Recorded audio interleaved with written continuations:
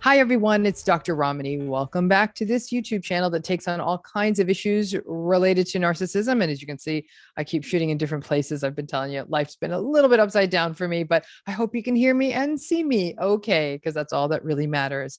And before I begin, because what we're going to be talking about today is a critical question. The question I'm going to take on today is, why isn't narcissistic abuse enough of a reason for people to leave relationships? The reason I want to take a break there for a second is reminder, healing program starts at the end of January. So we're coming up on it. This is exactly the kind of question we will do a deeper dive on in that program. Hit that link in the video notes. The link for the registration is coming out very, very soon. So hope to see you there. But let's go to this question. Why isn't narcissistic abuse enough of a reason for people to feel like, hey, I actually can leave this relationship? Now, this is a statement I have heard numerous times from questions, comments from on videos, directly from people, clients, you name it. People ask this all the time. They'll say things to me. They'll say to me, listen, if my partner hit me or cheated on me or broke the law, I would leave in a second. Okay, great. I could understand that. That's great reason to leave. One is obviously dangerous. If someone's going to harm you, it's likely to escalate. The other, infidelity, is a betrayal of trust. Breaking the law could bring other harms upon you or your family. I get that. However, these people will often say that things like rage, entitlement, manipulation, gaslighting, verbal abuse, those are actually not a good enough reason to step away. You know, I've always wondered about that. And I would actually love to hear your comments about that. Why is it that things like cheating and physical abuse are reasons to leave, but long-term narcissistic abuse and the emotional abuse that accompanies it, why is that not enough to leave a relationship? Now, in the physical abuse piece, at a minimum, not only is assaulting someone a violation of law, it's incredibly dangerous. And there's obviously legal reasons a relationship would end. But plenty of people don't leave even when they are hit or physically abused. But somehow, people sometimes feel that they have more of a reason to leave. Let's talk about infidelity. Infidelity is not against the law, but it's more publicly acceptable to leave a relationship if you've been cheated on. People feel more vindicated in leaving the relationship, like they have a better reason for leaving, and more people might even cheer them on if they leave. But why isn't it acceptable to leave a relationship for the reason of narcissistic abuse? Why do people struggle with that? Because I would argue that in many cases of narcissistic abuse, even if the narcissistic person isn't cheating, that the mental health and emotional fallout is actually just as bad, and yet people don't leave. Now, I'm going to give a disclaimer here, as I often do on these videos. I know that many people don't feel they can leave these relationships for practical reasons. Children and concerns about custody, and I get it. Family court notoriously mismanages these cases. Financial issues, lack of other social support, cultural reasons, fear of violence or reprisal. These are real reasons why people feel they can't leave. And maybe this video really doesn't get at what you're struggling with, because I completely understand why people don't leave.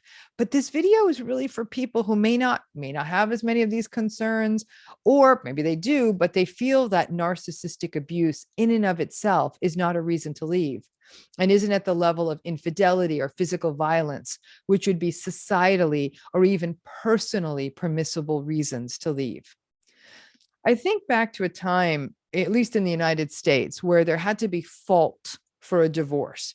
And the fault, like infidelity, would impact financial and custody decisions. Now, there are, in fact, still parts of the United States where this fault thing is the case. But in most states, divorces move from a no fault premise, that there are no requirements for why somebody gets a divorce. So it's not about fault. And in the not too distant past, divorce was stigmatized, and I think it still is. In many cases, people would rather see someone struggle in a bad marriage than to get out and free themselves from something that isn't working.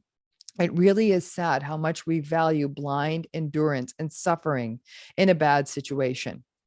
Now, in exploring this question of why narcissistic abuse is not enough of a reason to leave a relationship, here are some of the reasons that have come up. First of all, number one, people hear nonsensical statements like marriage is hard, relationships are work, relationships are compromise, all relationships have their quirks and issues. And that often gets translated to putting up with emotional abuse is part of the compromise of a relationship. Many people already doubting themselves after years of narcissistic abuse find it very difficult to strengthen their resolve and give themselves permission to say, this isn't okay. And I completely understand why that happens. Relationships are not supposed to be this hard. Yes, I get it. Sometimes compromise is uncomfortable. Yes, marriage over the long term could be boring, but the universal concept that relationships are oh so much work and so hard, I think it's a way for everyone else to feel good about staying in their own suboptimal relationships. Listen, if you have a happy marriage, good for you, then yay for you. But please stop pushing that agenda on other people who aren't having your experience. Number two, another reason people don't leave for narcissistic abuse is other people soft pedal the narcissistic abuse. That builds on reason number one. If the people around you do not understand narcissism or narcissistic abuse, they may be using enabling language like, well, maybe your partner is just going through a difficult time, or all relationships hit bumps in the road. On top of that, because the enablers may tell you that tension and stress and all that kind of stuff happens in their relationships too, and that you may be making too big a deal out of all of it, you may feel that this kind of behavior in relationships, like the manipulation and the gaslighting, maybe it's happening to everyone. And so between the minimization you get from others, the enabling, and the belief that's being fed to you that you're making too much of this, in essence, you start gaslighting yourself. You may also wonder if you are the one with the problem and start pathologizing yourself. And that's a slippery slope. I'm going to give you a stupid and simple example. Let's say you ate something that was bad, okay, spoiled or bad for you. You may even take a bite of it and make a disgusted expression or spit it out and say, ugh, this food is off. Maybe you even eat another bite and then you throw up. But more often than not, you'll probably stop eating that after the first bite because the food tastes funky. The irony is that you may be willing to walk away from the food if it tastes off. You might even be turned off from that food forever if it really makes you sick. But odds are that you would still think the food was off, even if someone else who wasn't eating the food told you, no, it's not off. And you may never eat that food again, even if people told you that food was good. What's incredible is we trust our guts when it's our gut, but not when it's people. Other people telling you it's not a big deal makes it hard to give yourself permission to step away from a relationship that isn't working. Number three, there's that whole world of internet relationship advice and all that entire landscape. Needless to say, I spend most of my time when I'm reading stuff on the internet on the bad streets of narcissistic abuse. And it's what I read about online when I get the time to learn as much as I can. But every so often, I wander over to the sunnier side of the street to where people are talking about relationships in general, not just narcissistic relationships.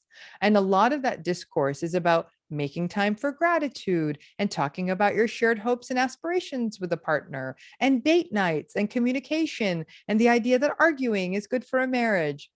These kinds of articles and online stuff are not designed for people in narcissistic relationships. There ain't no date night in the world that is going to address the mess of a narcissistic relationship.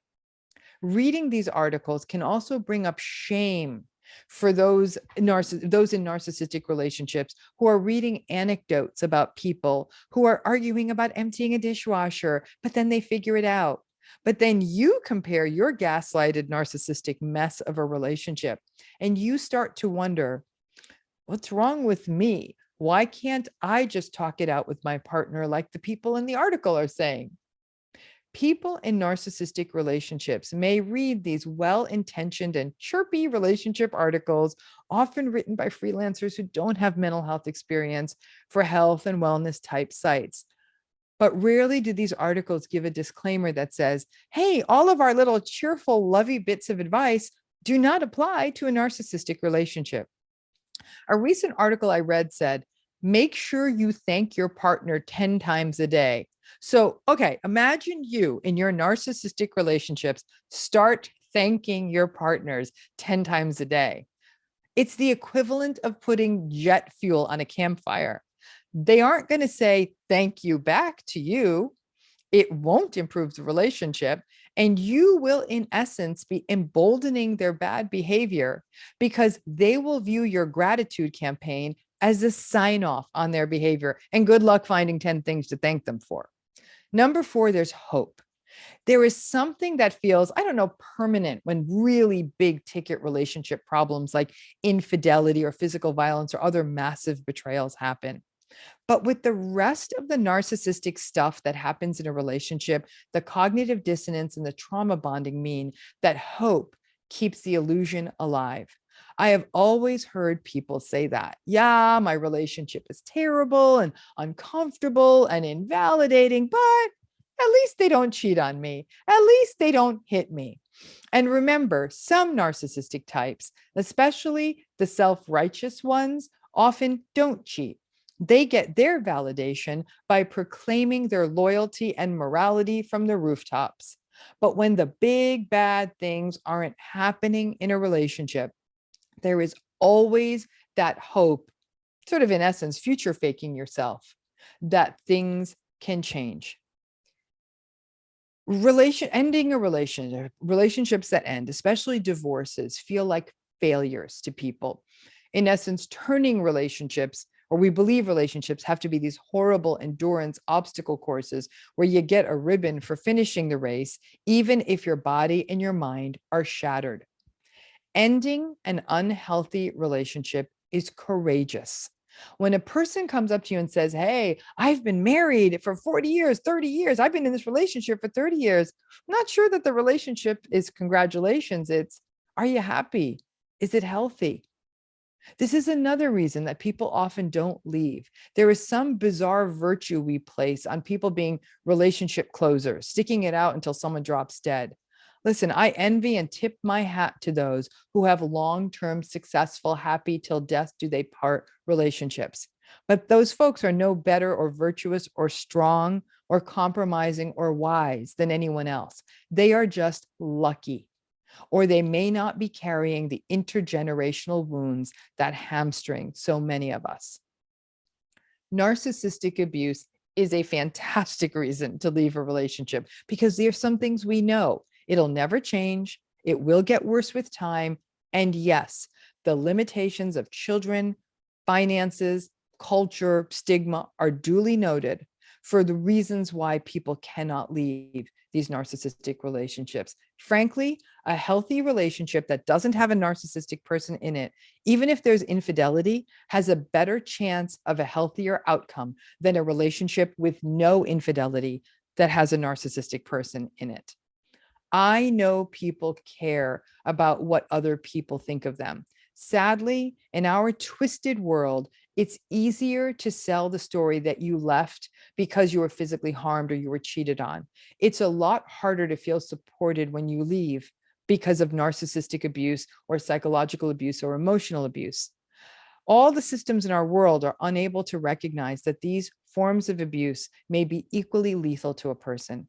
We've all got to keep trying to change this. That's what this channel is about. But if you aren't alone, if you're struggling with this, it is a universal experience in narcissistic relationships. Please keep in mind that anybody who's being physically abused in a relationship, I am willing to bet the farm in every single case, they are also being psychologically and narcissistically abused. The two absolutely go together. Cheating gets a little interesting. Infidelity is not always narcissistic. In fact, we're going to be doing a workshop on that later this year. But the fact of the matter is that we have got to stop saying that there's more legitimate reasons to leave and that narcissistic abuse isn't enough of a reason to say, wow, this isn't good for me. As always, anytime we talk about domestic abuse in relationships, we do provide resources and information. That information on domestic violence resources is available in the video notes. As always, thank you and look forward to seeing you again soon. Bye.